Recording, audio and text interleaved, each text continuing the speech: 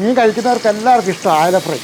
നല്ല ടേസ്റ്റോട് കൂടി ഒരു വെറൈറ്റി രീതിയിൽ ഇന്ന് നമ്മൾ ഈ അയല ഫ്രൈ ചെയ്തെടുത്തായിരിക്കും. ഇതുപോലെ ബേസിൻ്റെ അകത്ത് ഒരു ടേബിൾ സ്പൂൺ അളവിൽ കാശ്മീരി മുളക് പൊടി അങ്ങോട്ട് ഇട്ട് കൊടുക്കാം, മഞ്ഞൾപ്പൊടി അങ്ങോട്ട് ഇട്ട് കൊടുക്കാം. ഇത് ഉലുവാപ്പൊടിയാണ്, കുരുമുളക് പൊടിയും കൂടെ അങ്ങോട്ട് ഇട്ട് കൊടുക്കാം. ഇഞ്ചിയും വെളുത്തുള്ളിയും ചതച്ചത് പൊടിയും കൂടെ ഇട്ട് കൊടുക്കാം. ഒരു 2 ടേബിൾ സ്പൂൺ അളവിൽ പാളംപൊടി ഇടനീര്, ഒരു ടേബിൾ സ്പൂൺ വെളിച്ചെണ്ണ ഇവിടെ അങ്ങോട്ട് ഒഴിച്ച് കൊടുക്കാം.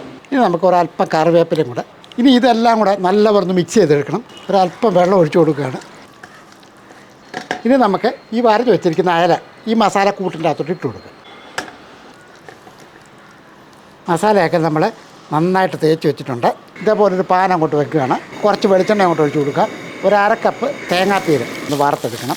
ഒരു 2 കറിവേപ്പിലയും കൂടെ അങ്ങോട്ട് ഇട്ട് കൊടുക്കുകയാണ്.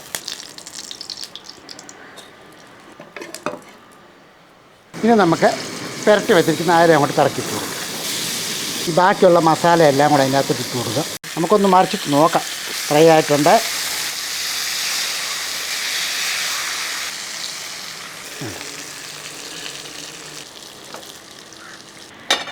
ഇനി നമ്മൾ ഈ വറുത്ത് വെച്ചിരിക്കുന്ന തേങ്ങാപ്പീര എല്ലാം കൂടെ ഈ അയലയുടെ മുകളിലോട്ട് വെച്ച് കൊടുക്കും. സാധാരണ നമ്മുടെയൊക്കെ വീടുകളിൽ നിന്ന് തേങ്ങ വറുത്തിടുന്ന ഒരു പരിപാടിയൊന്നുമില്ല.